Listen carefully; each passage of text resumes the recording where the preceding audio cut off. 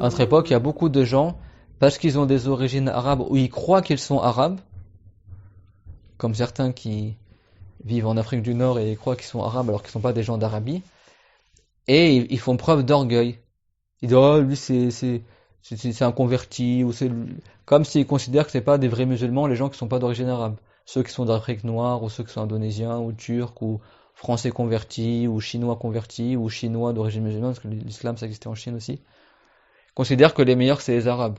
Le prophète il a dit la fadla li arabiyyin ala arjamiyyin illa bit taqwa. C'est-à-dire que le mérite c'est pas par ton sang est-ce que tu es arabe ou pas, le mérite c'est par la piété.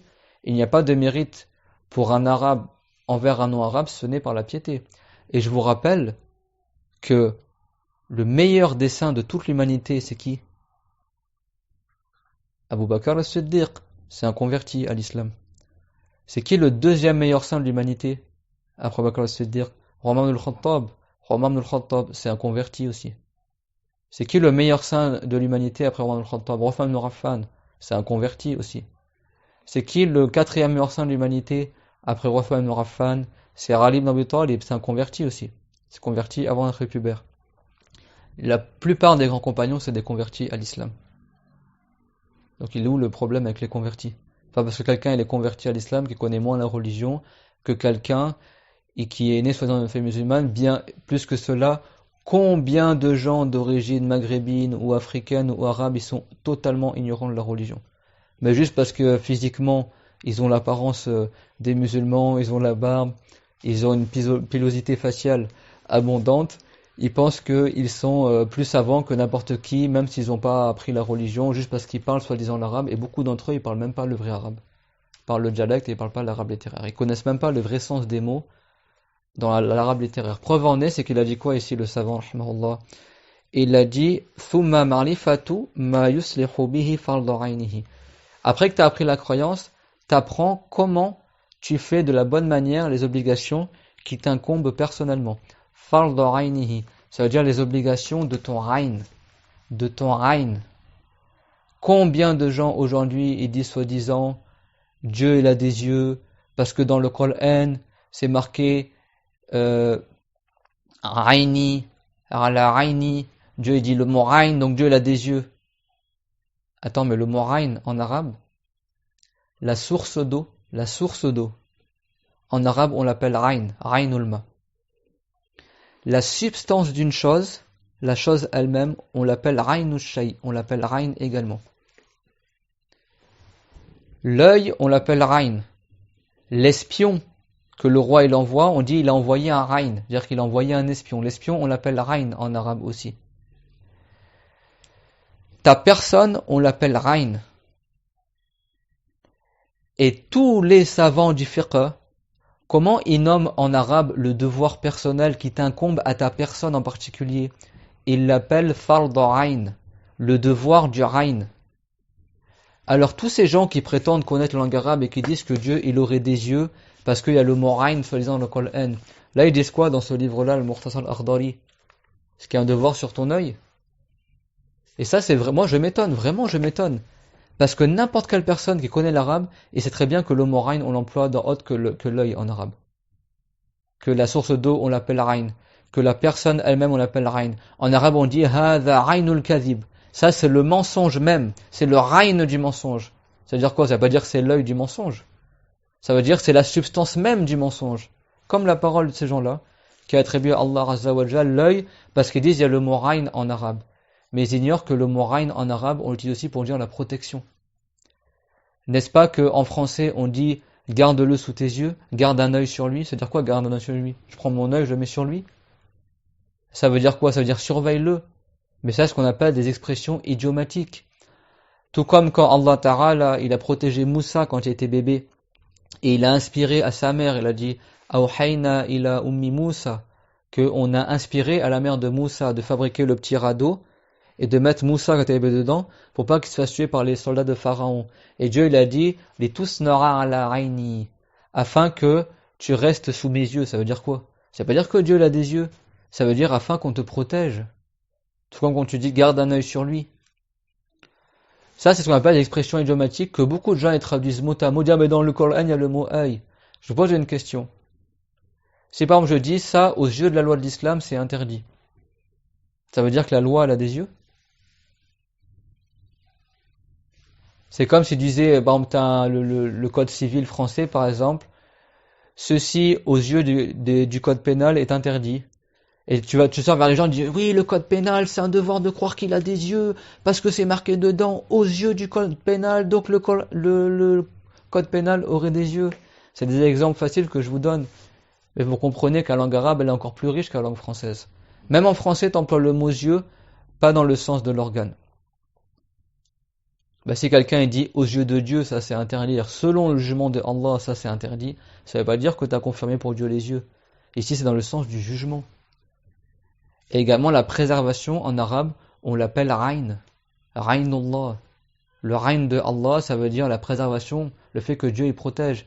Tout comme le bateau de Nuh, alayhi salam, quand il y a eu le déluge, et que chaque vague, elle faisait la taille d'une montagne, et que les gouttes d'eau qui tombaient, les gouttes de pluie, elles étaient énormes, parce que ce jour-là, Dieu il a fait que l'eau, elle échappe des mains des anges. Ce ne sont pas les anges qui ont fait tomber la pluie ce jour-là, mais c'est Allah Azza wa Jal qui a fait tomber la pluie dans des quantités énormes.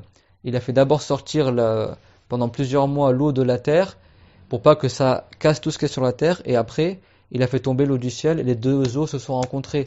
فَالْتَقَى الْمَاءُ عَلَى أَمْرٍ قَدْ قُدِرَ. Dieu l'a dit subhana. وَفَجَّرْنَا الْأَرْضَ عُيُونًا فَالْتَقَى الْمَاءُ عَلَى أَمْرٍ قَدْ قُدِرَ. Ça veut dire on a ouvert les cieux et on a fait tomber du ciel une eau torrentielle en grande quantité. بِمَاءٍ مُنْهَمِرٍ وَفَجَّرْنَا الْأَرْضَ عُيُونًا. Subhanallah. Sans même que je l'ai préparé, le mot est sorti. Et Dieu il a dit وَفَجَّرْنَا الْأَرْضَ عُيُونًا, et on a fait surgir des rains de la terre. Alors ils vont dire quoi ces gens-là? Qu'il y a des yeux qui sont sortis de la terre? Et non, ça veut dire que Dieu il a fait surgir des sources d'eau, des rains. وَفَجَّرْنَا الْأَرْضَ عُيُونًا, on a fait sortir des rouyouns de la terre, de l'eau.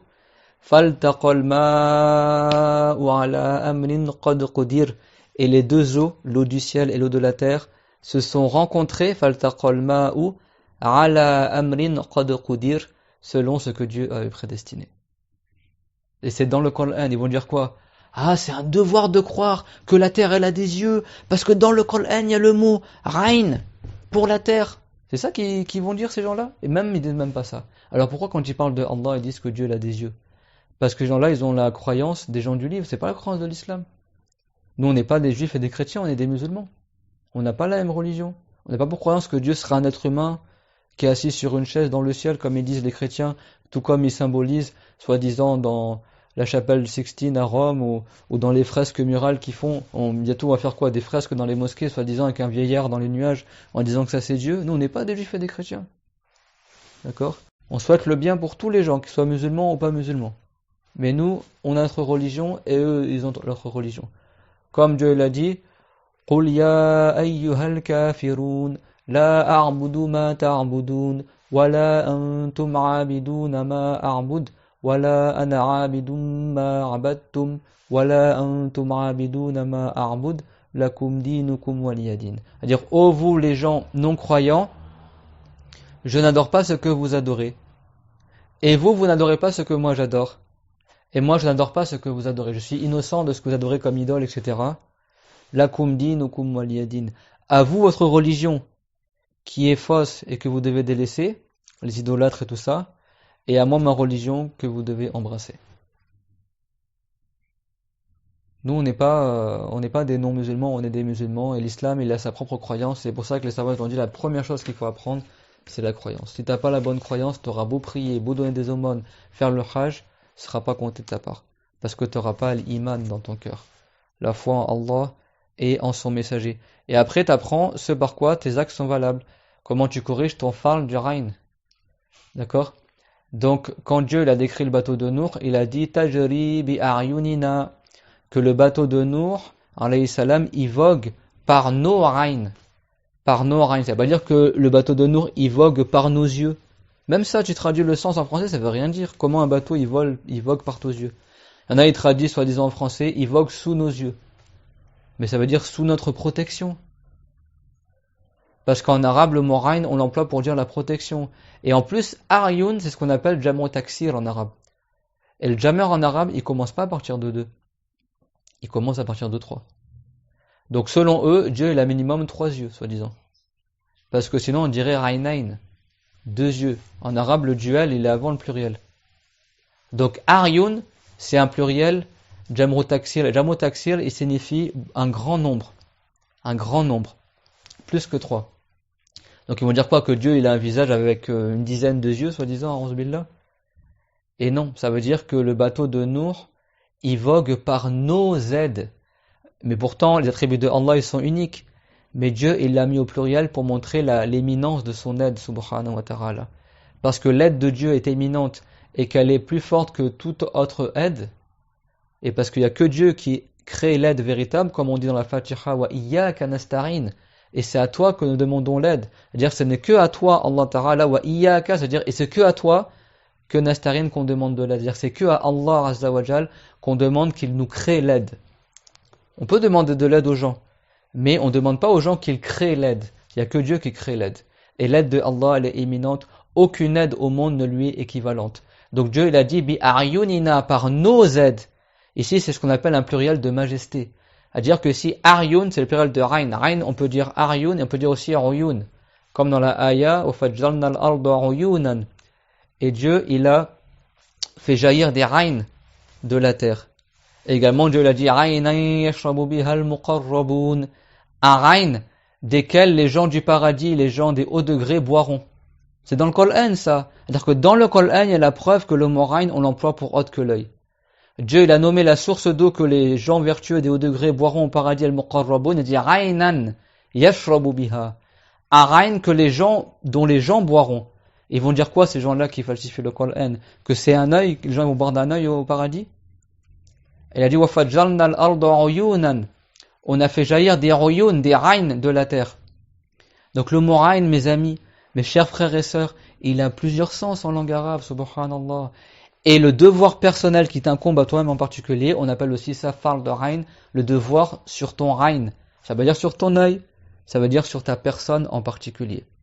Donc le mot rain en arabe, il veut dire quoi? La substance, la personne elle-même, la source d'eau, et l'œil également, mais ça veut dire que œil.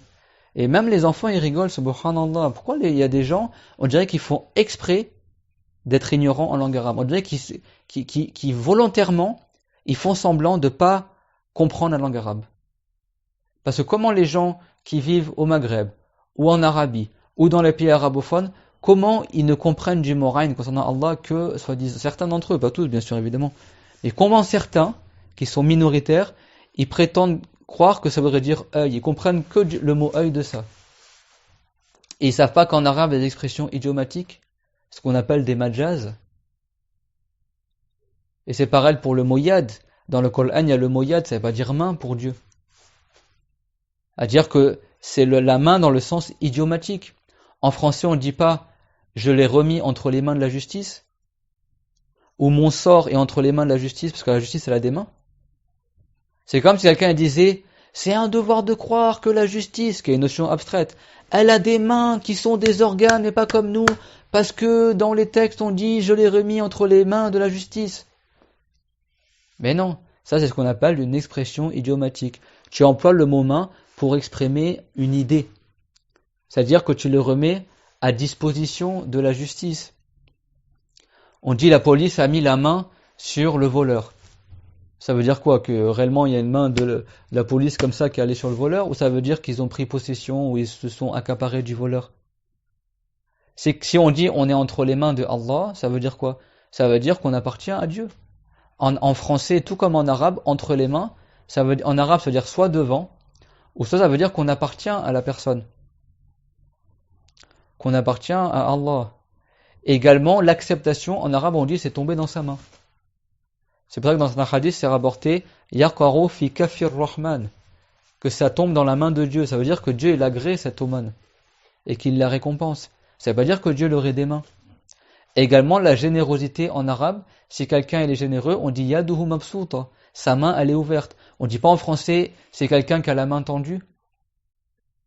Par exemple, j'aime beaucoup les pompiers, ils ont toujours la main tendue, c'est-à-dire quoi, ils se promènent dans la rue avec la main tendue comme ça? Non, ça veut dire qu'ils aident beaucoup les gens. Si quelqu'un dit Dieu m'a tendu la main, c'est juste en français. Mais ça veut pas dire que Dieu l'a une main, c'est-à-dire que Dieu m'a aidé. Si je dis par exemple le gouvernement m'a tendu la main, ou alors on demande à la France de nous tendre la main. Par exemple, il y a, je sais pas moi, une famine en Afrique, nous demandons aux autorités françaises de nous tendre la main. Ça veut dire quoi? La France, qui est un pays, elle a une main géante qui va se tendre vers l'Afrique? Bien sûr, l'Afrique, Inch'Allah, n'a pas besoin de la France, mais vous comprenez l'image? C'est-à-dire que le mot main, des fois on l'emploie dans une expression idiomatique, et même en français et en arabe, ça ne veut pas dire que tu confirmerais réellement la main pour ces choses-là. Mais on garde juste l'image. Et dans le Coran, Dieu l'a dit, Bal yadahu mabsutatan. Ça veut dire il a les deux mains tendues. Ça veut dire quoi les deux mains tendues? Ça veut dire qu'il est encore plus généreux que celui pour qui les Arabes disent yaduhu mabsuta. Et les savants du tafsir comme An-Nasafi, le tafsir Nasafi c'est un des livres de tafsir que moi j'ai pris qui a étudié à l'Azhar, parce que certains de mes enseignants étaient de l'Azhar. Aussi, j'ai appris aussi dans le tafsir Nasafi, c'est un tafsir chez des Hanafites. J'ai appris, alhamdoulilah, un peu aussi dans l'école d'Abu Hanifa. Et ben dans le tafsir Nasafi, il dit que ce qui est visé ici, c'est pas que Dieu il aurait des mains véritables, mais c'est l'idée qui est visée. Même si dans l'idée, le mot réellement main, il est employé en arabe, yad, mais dans le sens de main, mais c'est l'idée qui est retenue. Et ici, ton exemple, An-Nasafi, dans son tafsir, il a dit tout comme tu dis, Basatal ya'su yadayhi ilay ila sadri, que le désespoir a tendu ses deux mains vers mon cœur. Est-ce que le désespoir, il a des mains pour de vrai? Non. Mais c'est une image, faut dire que le désespoir, il est rentré dans mon cœur. Il s'est accaparé de moi. Et donc, il te dit dans le tafsir, et ça, tous les savants disent la même chose. Ce sont des expressions idiomatiques. Malheureusement, les gens, comme on parlait au début du cours, qu'est-ce qu'ils font? Ils connaissent que du mot yad, le mot main, et ils traduisent Dieu a des mains, et puis ils disent donc c'est un devoir de croire que Dieu aurait des mains. Et même certains gens qui se croient arabophones, ils disent il y a le mot yad dans le Coran, donc Dieu a des mains. C'est pas marqué le mot main dans le Coran, c'est marqué le mot yad. Et je vous donne un autre exemple. Dans la ayat du wudu qui est très connue. Ya ayyuhalladhina amanu idha qumtum ila as-salati faghsilu wujuhakum wa aydiyakum ila al-marafiq. Ô vous les gens qui avez cru, lorsque vous vous levez pour accomplir la prière, alors lavez vos visages et vos yads jusqu'au coude. Et vos yads jusqu'au coude. Si le mot yad, il voulait dire main, comment tu vas dire tu laves tes mains jusqu'au coude? Ben, le coude, il n'est pas dans la main, c'est le poignet qui est dans la main. Le coude, il est dans le bras. Parce que le mot yad en arabe ne veut pas dire main à la base, il veut dire le bras. Donc c'est encore autre chose ça. Et le mot yad, tout comme le mot main en français, il a une dizaine de sens différents. Même en français. La possession, on dit yad. Également, la puissance, on dit yad. Le pacte en arabe, on dit yad. Yadullahi fawqa aydihim. Allah Ta'ala, quand ils ont fait Bay'atul Ridwan sous l'arbre qu'on appelle l'acacia samura, avec le prophète Mohammed alayhi salam, les compagnons, ils ont mis leurs mains sur celles du prophète alayhi salam, ils ont fait le pacte d'allégeance, qui vont pas faire de shirk, qui vont pas faire de grands péchés, pas de sorcellerie, et pas de fornication, tout ça. Ils ont fait un pacte avec le prophète, et ils ont mis leurs mains sur la main du prophète. Et Dieu, il a dit, Yadullahi fawqa aydihim. Le yad de Allah, il est au-dessus de leurs mains.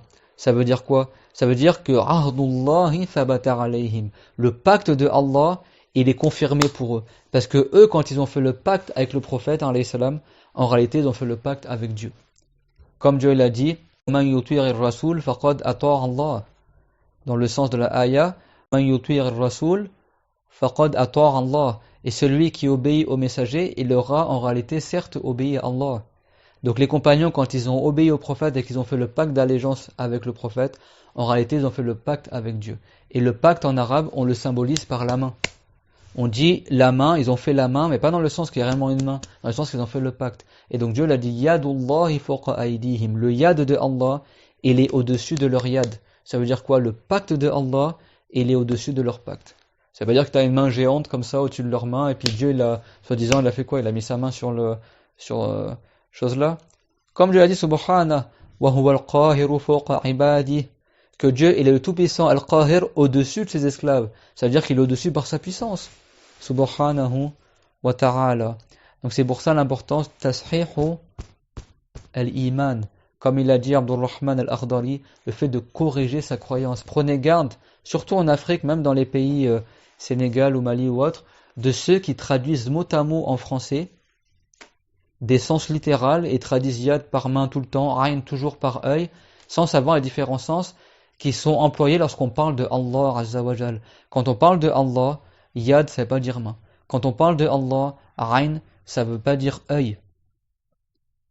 Mais c'est un sens qui est digne de Allah. Et c'est pas un organe, pas comme nos organes à nous. C'est comme il a dit le grand savant, le grand mujtahid, l'élève de Shafi'i, l'imam Ahmed ibn Hanbal, وَمَنْ قَالَ اللَّهُ جِسْمٌ لَكَ الْأَجْسَامِ فَهُوَ كَافِرٌ. Celui qui dit que Dieu serait un volume, un corps, pas comme les corps, il n'est pas musulman. Et également, Al-Tamimi, qu'est-ce qu'il rapporte de l'imam Ahmed ibn Hanbal, qu'il a dit « Innal asma مأخوذ من اللغة والشريعة والجسم لا يطلق إلا على ذي طول وعرض وصورة وهيئة. Il a dit certes les noms ils sont tirés de la langue et de la religion, de la loi islamique, et dans la langue arabe le corps al-jism ça veut dire tout ce qui a une longueur, une largeur, une profondeur, une apparence. Et il a dit ولم يرد ذلك في الشرع, et que ça c'est pas rapporté dans la loi islamique, ni dans le Coran, ni dans le hadith, le mot jism concernant Allah Azza wa Jal, qui serait un corps. Et il a dit, walam yarid, et c'est pas dans la langue arabe aussi, et il a dit, wallahu kharijun an dhalika kullihi fabatal. Et il a dit, et Dieu, il est pas du tout concerné par tout cela, donc le fait de dire que Dieu serait un corps, c'est quelque chose qu'il faut. Et ça, c'est le chef des savants hanbalites à Bagdad qui a rapporté ça de l'imam Ahmed ibn Hanbal. Et ça, c'est la croyance des gens du salaf. Et tous les savants du salaf, ils ont dit ça. L'imam Ahmed Bamba, le grand saint sénégalais, a dit la même chose. Dans son livre Mawahib al-Quddus, qu'on avait déjà expliqué dans d'autres vidéos, et où il rapporte également que Dieu, on ne peut pas l'imaginer. Et Dieu, c'est pas un corps. Donc attention, le mot ayn en arabe ne veut pas que dire l'œil. Sinon pourquoi le grand savant Abdurrahman, Sayyid Abdurrahman al-Akhdari, il a cité fard aynihi, le devoir de son œil, soi-disant, le devoir de son ayn? Non. Comme d'apprendre la prière. Et également, il a dit وَيَجِبُ عَلَيْهِ أَنْ يُحَافِظَ عَلَى حُدُودِ اللَّهِ, et c'est un devoir sur le musulman mukallaf, responsable, de préserver les limites de Allah, c'est-à-dire les limites de la religion posées par Allah. وَيَقِفَ عِنْدَ أَمْرِهِ وَنَهِهِ, et que le musulman s'arrête à ce que Dieu il a interdit et qu'il a défendu. وَيَتُوبَ إِلَى اللَّهِ سُبْحَانَهُ, et que la personne fasse le repentir à Allah subhanahu wa ta'ala. Et au prochain cours, incha'Allah ta'ala, on lira ce qui est relatif au repentir et on expliquera c'est quoi les différents pieds du repentir, incha'Allah tabaraka wa ta'ala. وآخر دعوانا أن الحمد لله رب العالمين صلى الله على سيدنا محمد أشرف المرسلين وحبيب رب العالمين ربنا آتنا في الدنيا حسنة وفي الآخرة حسنة وقنا عذاب النار ربنا لا تزغ قلوبنا بعد إذ هديتنا وهب لنا من لدنك رحمة إنك أنت الوهاب وبارك الله فيكم وأحسن الله إليكم. Que Dieu vous préserve et nous accorde d'augmenter en science de la religion. Amin.